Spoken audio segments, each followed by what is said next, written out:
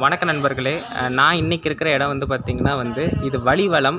இது ஏற்கனவே நான் இந்த கோவிலுக்கு ஒரு முறை வர முடியாமல், அது உள்ளே போக முடியாமல் ஒரு டெத்து நடந்து கோவிலுக்கு போக முடியாமல் இருந்தது. இந்த கோவில் இறைவன் பேர் வந்து பார்த்திங்கன்னா மனத்துணைநாதர், இறைவன் பேர் பார்த்திங்கன்னா வால்நெடுங்கண்ணி.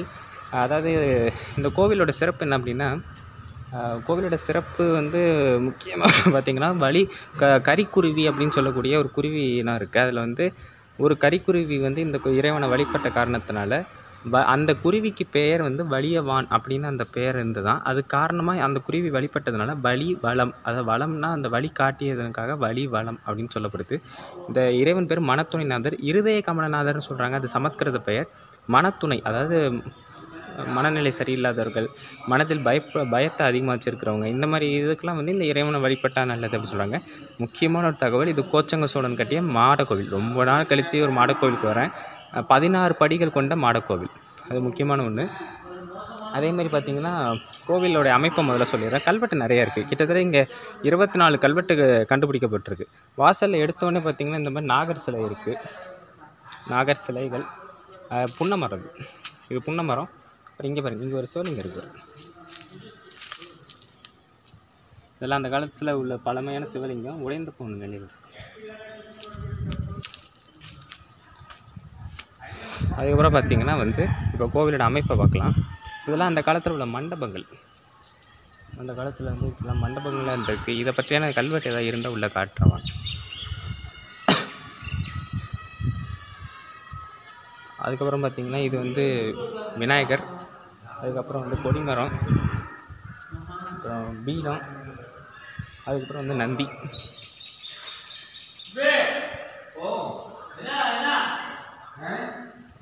இதில் பார்த்திங்கன்னா பொதுவாக இறைவன் இறைவிக்கு தனித்தனி சன்னதி. இறைவன் உள்ளே இருக்கார், இறைவி வெளியில் அமைக்கப்பட்டிருக்காங்க.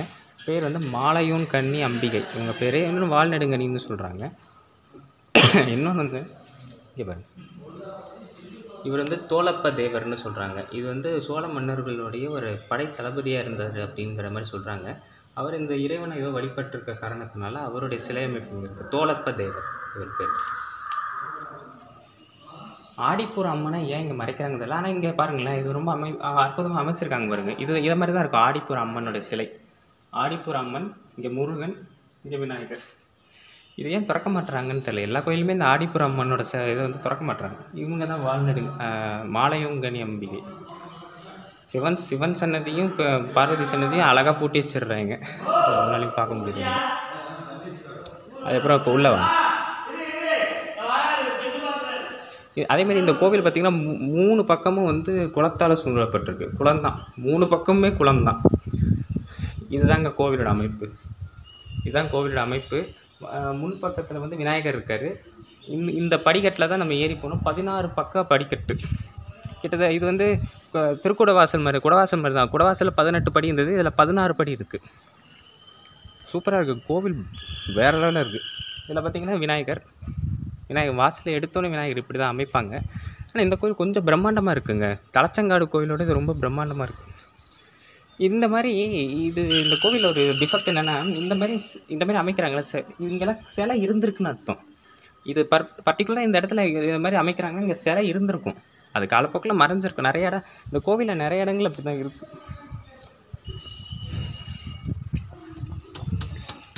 இப்படி படி ஏறணும். இது 16 படி கொண்ட படிக்கட்டு. இதில் நல்லா கவனிச்சிங்கன்னு வச்சுக்கோங்களேன், சிவன் அங்கே இருக்கார், அதான் மனத்துணைநாதர். அந்த சிவலிங்கம் இங்கே இருக்குது. இது நந்தி. இந்த வாசல் நேராக போகிற நந்தி பார்த்தோம் பார்த்தீங்களா, அது இந்த சிவனுக்கு நேராக தான் அமைக்கப்பட்டிருக்கு. அது என்ன காரணம் அப்படின்னா, அந்த ரிஃப்ளெக்ஷனுக்கு நேராக தான் அமைக்கிறாங்க. அது ஒரு கூடுதல் சிறப்பு இந்த கோவிலில்.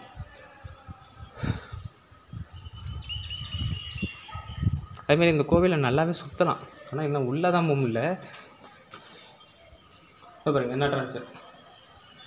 நடராஜர்னு சொல்லக்கூடாது, பெரும்பற்ற புலிய திருச்சிற்றம்பலம் உடையான்னு சொன்னால் இன்னும் கூடுதல் சிறப்பு. சிவகாமி சுந்தரி. பொதுவாக தேவார பதிகங்கள் பாடும்போது, ஓதுவார்கள் பாடும்பொழுது அதற்கு முன்னால் இந்த பிடியதன் உருவமைன்னு ஒரு பாடல் பாடுவாங்க. அந்த பாடல் எனக்கும் சரியாக தெரியல. அந்த பாடலில் இந்த ஊர் பேரை, இந்த ஊரோட விநாயகர் பேர் வலம்புரி விநாயகர் சொல்லுவாங்க. அந்த விநாயகரை பற்றி அந்த பாடலில் குறிப்பிடப்படுது. இந்த ஊரை பற்றியும் குறிப்பிடப்படுது.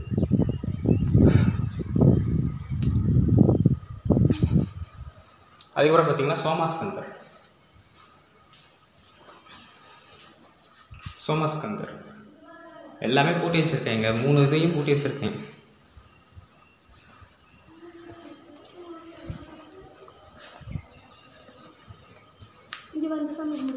அதுக்கப்புறம் பார்த்தீங்கன்னா இது பூட்டி வச்சுட்டாங்க. உள்ளே தான் சிவபெருமான் இருக்கார். உள்ளே தான் சிவலிங்கம் இருக்குது. அதுக்கப்புறம் ஒரு சிலை அமைப்பு இருக்குது, அவ்வளோதான், வேற ஒன்றும் இல்லை. சிவபெருமான், சிவனுடைய பானம் வந்து கொஞ்சம் தடிமனாக இருக்குது, அவ்வளோதான், வேற ஒரு வித்தியாசமும் இல்லை.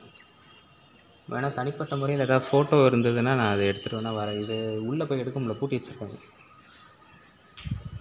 சரி வாங்க கோவிலோட அமைப்பை பார்க்கலாம்.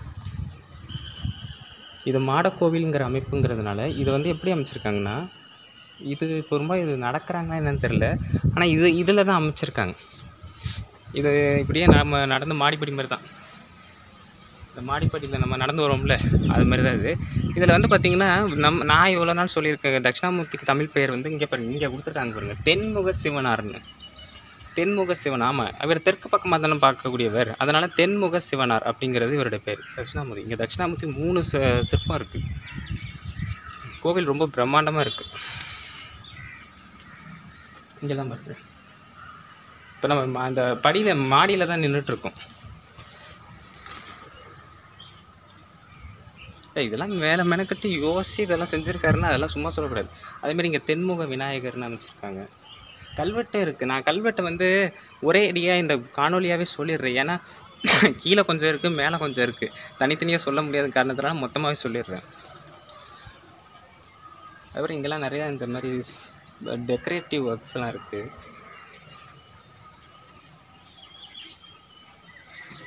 இங்கெல்லாம் பாருங்களேன், கல்வெட்டு இருக்குது பாருங்கள்.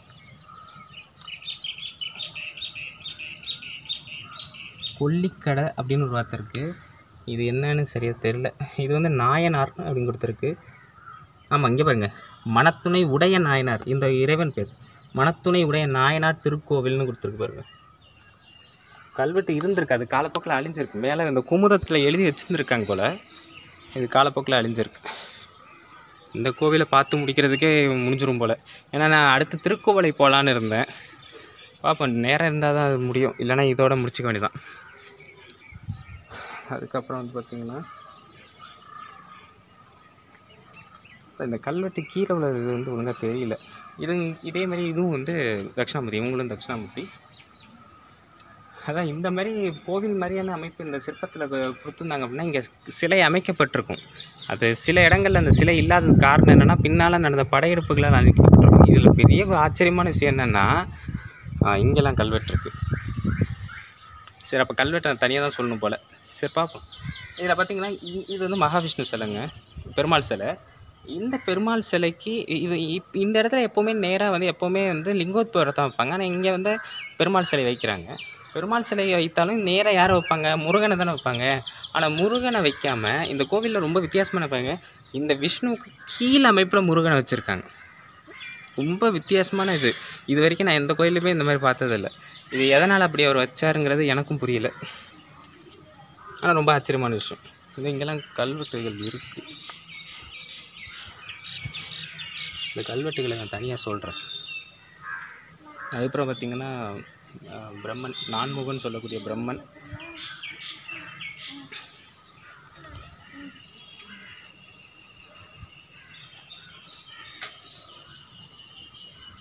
அப்புறம் துர்க்கை,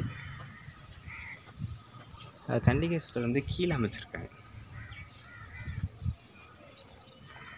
அவ்வளோதாங்க, கல்வெட்டு இருக்குது, அதை நான் தனியாக சொல்கிறேன். அவங்க போய் முடியட்டும், அப்புறம் நான் சொல்கிறேன். அதுக்கப்புறம் இது இன்னும் ஒன்றும் இல்லை, சும்மா சுற்றி பார்க்குற மாதிரி தான் இருக்குது. இதெல்லாம் நல்லா இருக்குங்க. இப்போ இது இந்த மாடிப்படியில் அப்படியே பார்க்குறது, இந்த வியூஸ்லாம் ரொம்ப நல்லா இருக்குது. நான் இப்போ தான் இந்த மாடக்கோவிலில் இந்த மாதிரி போகிறேன், ரொம்ப நல்லா இருக்குது. இது அமைப்பு, இது அவ்வளோ மேல் உள்ள அமைப்பு அவ்வளோதாங்க. இப்போ கீழே பாருங்க,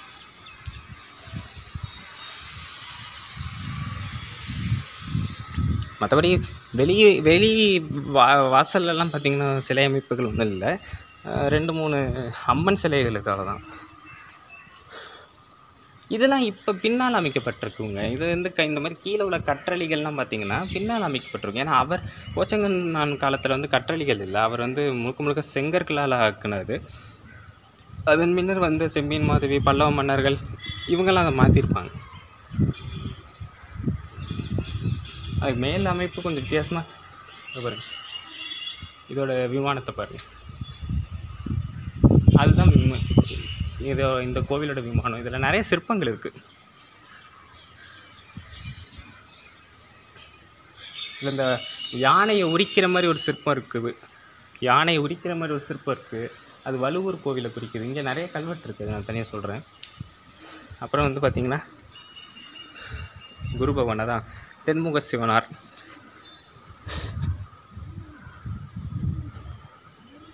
இந்த பாடலை படிக்கிறேன் கேளுங்க. பிரியதன் உருவுமை கொளமிகு கரியது வடிகொடு தனத்தடி வழிபடும் அவரிடர் கடிகன பதிவர அருளினன் மிகு கொடை வடிவினர் பயில் பலிவளம் அப்படின்னு ஒரு வார்த்தை வருது பார்த்தீங்களா, இதுதான் இந்த ஊர் பேர். பலிவளம் உரை இறையே. இந்த கரியதுன்னு ஒரு வார்த்தை வருது பார்த்தீங்களா, அது கரிக்குருவியை குறிக்குது. இந்த வலியான் கரியது வடிகொடு தனத்தடி வழிபடும் அவரிடர். விநாயகரை பெருமையாக சொல்கிறாங்க. அதே சமயம் வந்து இந்த ஊர் பேரையும் சொல்லி யார் வழிபட்டாங்க அப்படிங்கிறதையும் சொல்லப்படுது. இவர் தான் வலம்புரி விநாயகர். இங்கேருந்து பாருங்கள், இது இந்த கோவிலோட விமான அமைப்பு சூப்பராக அமைச்சிருக்காங்க. கிட்டத்தட்ட இது பெரிய கோயில் அமைப்பு தான், ஆனால் விமானம் கொஞ்சம் சின்னதாக இருக்குது, அவ்வளோதான். எல்லாம் வாங்க, வந்தீங்க இந்த மாதிரி இடங்கள்லாம் வந்து பாருங்கள், நிறைய விஷயங்கள் தெரிஞ்சுக்கலாம். அதுக்கப்புறம் விநாயகர் வழக்கமாக எல்லா கோவிலையும் உள்ள மாதிரி நாயன்மார்கள் சிலை அது வரைக்கும் அமைச்சிருக்காங்க. இசைஞானியார் வரைக்கும் அமைச்சிட்டு இருக்காங்க.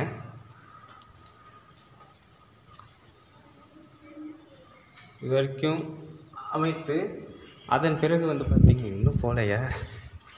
அதுக்கப்புறம் பார்த்திங்கன்னா வந்து நால்வர். இந்த நால்வர் வந்து நேராக யாரை வழிபடுற மாதிரி இருக்குன்னா மகாவிஷ்ணுவையும் உள்ளே இருக்கக்கூடிய சிவனையும் வழிபடுற மாதிரி இருக்குது. இங்கே நல்லா கவனிங்களேன், இது மேலே இருக்கிறது மகாவிஷ்ணு, கீழே ஒரு சிலை இருக்குது பார்த்திங்களா, அதுதான் முருகன். இங்கே முருகன் எப்போவுமே இங்கே வைக்க மாட்டாங்க. பொதுவாக சில கோவிலில் இப்போ நீங்கள் அம்பல் கோயிலில் பார்த்தீங்கன்னு வச்சுக்கோங்களேன், மேலே அண்ணாமலையார் சிலையை வச்சுட்டு கீழே மகாவிஷ்ணு சிலையை வைப்பாங்க, அதாவது திருமால் சிலையை வைப்பாங்க. ஆனால் இங்கே திருமால் சிலையை மேலே வச்சுட்டு கீழே முருகன் சிலையை வச்சுருக்காங்க. ரொம்ப வித்தியாசமான அமைப்புங்க இது நான் இந்த கோயிலை தான் பார்க்குறேங்க.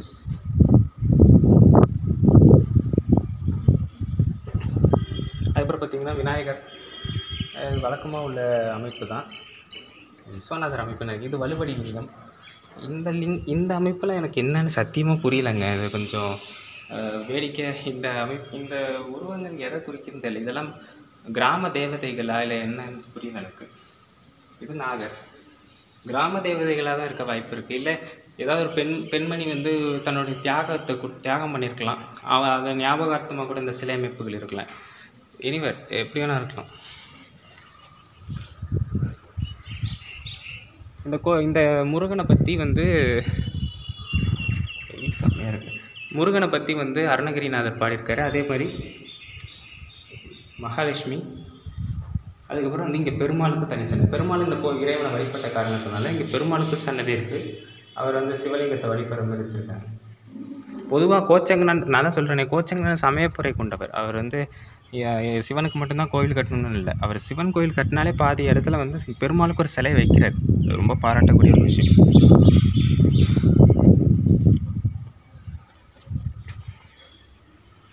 எனக்கு இது ஒரு விஷயம் என்ன புரியுது அப்படின்னா, பொதுவாக இங்கே பிரம்மன் சிலை வச்சுட்டாங்க, கீழே எதுக்கு பிரம்மன் சிலையை வைக்கிறாங்க தான் எனக்கு புரியல.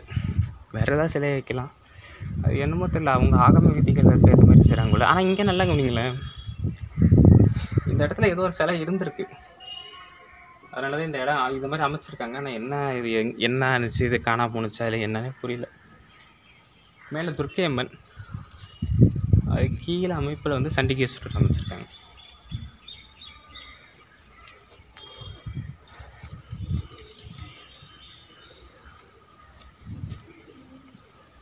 கால் பயங்கரமாக சுடுது. நானும் இந்த கோவிலோட கல்வெட்டுக்களை சரி எபிகிராஃபி இண்டிகாவில் பார்க்கலாம், ஏதாவது தெரிஞ்சுக்கலான்னு பார்த்தா எபிகிராஃபியா இண்டிகாவில் பேஜ் நம்பரை தான் கொடுத்து வச்சுருக்காங்களே தவிர இந்த வலிவலம் கோவிலில் உள்ளதெல்லாம் பற்றி ஒன்றும் பெருசாக குறிப்பில்லை. அவங்கள பொறுத்த வரைக்கும் என்னென்னா திருப்பதி இந்த மாதிரி கோவிலை பற்றி தான் கொடுத்து வச்சுருக்காங்க அதிகமாக. பைரவர் நவகிரகத்தில் வந்து நான் எப்போவுமே சொல்லியிருக்கேன், நவகிரகம் வந்து ஒரு சில எல்லா கோயிலையும் மாறுபடும். இந்த கோயிலையும் கொஞ்சம் மாறுபட்டிருக்கு. இந்த கோயிலில் தான் கொஞ்சம் இதெல்லாம் இவங்க வச்சுருக்கிறது. நீங்கள் நல்லா கவனிச்சு, நான் ஏற்கனவே சொல்லியிருப்பேன் சூரியன் புதன் சுக்கிரன் மூணுமே வந்து முக்கூட்டு கிரகங்கள் சொல்லியிருப்பேன். இது மூணுமே ஒரே நேர்கோட்டாக இருக்கும் எப்போவுமே சொல்லியிருப்பேன். ஆனால் இந்த கோயிலில் மாறுபடுது. இது சூரியன், இது குரு. குருவோட முகத்தில் தாடி, அந்த மீச தாடி, ஏன்னா அவர் வயதானவர் தான், தேவர்களுக்கெல்லாம் குரு தானே அவர், அதனால் இப்படி அமைச்சிருக்காங்க.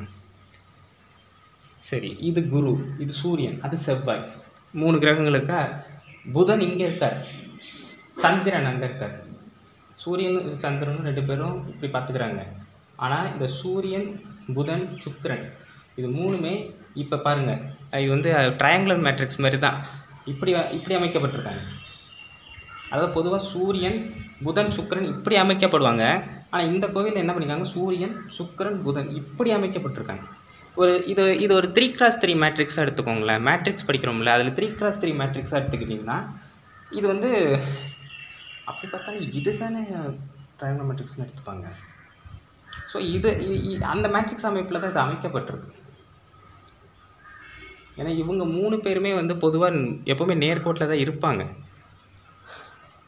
ஏன் இந்த மாதிரி அமைச்சிருக்காங்கன்னு எனக்கும் புரியல. ஆனால் இது மேட்ரிக்ஸ் அமைப்பில் பார்த்தா இன்னும் கொஞ்சம் தெளிவாக புரிய வாய்ப்பு இருக்குது. அதுமாரி இங்கே சனி, நீங்கள் நல்லா நவகிரகத்தை போய் நல்லா கவனிச்சிங்கன்னா நிறைய விஷயங்கள் தெரியும். அதுக்கப்புறம் சூரியன், இதெல்லாம் கிரகங்கள். அப்புறம் நான் மூவர், சம்பந்தர், அவ்வளோதாங்க இந்த கோயிலோட அமைப்பு. அவ்வளோதான், சிலைகள் எல்லாம் அவ்வளோதான். இது வந்து உள்ளே இருக்கிறது வந்து 3 நிலை ராஜகோபுரம், வெளியில் இருக்கிறது வந்து இப்போ 5 நிலை ராஜகோபுரம். அவ்வளோதாங்க. வழக்கமாக எல்லா கோயிலையும் உள்ள மாதிரி உள்ள மாடக்கோவில் தான் இது. கோச்சங்கனான் கட்டிய மாடக்கோவில். குடவாசலுக்கும் இந்த கோவிலுக்குள்ள வித்தியாசம் என்னென்னா, குடவாசல் 18 படி கொண்ட மாடிக்கோவில் இதேமாரி தான் இருக்கும். ஆனால் கொஞ்சம் வந்து இது குடவாசலை கம்பேர் பண்ணும்போது இது கொஞ்சம் சின்னது தான். ஆனால் தலச்சங்காடு இந்த மாதிரி கோவில்லாம் கொஞ்சம் அதை விட இது பெருசு. இது உள்ள அவ்வளோதான். வேறு ஒன்றும் பெருசாக இல்லை இங்கே. சரி, இது முதல் மற்றும் 2ஆம் பகுதியாக இருக்கட்டும். 3ஆம்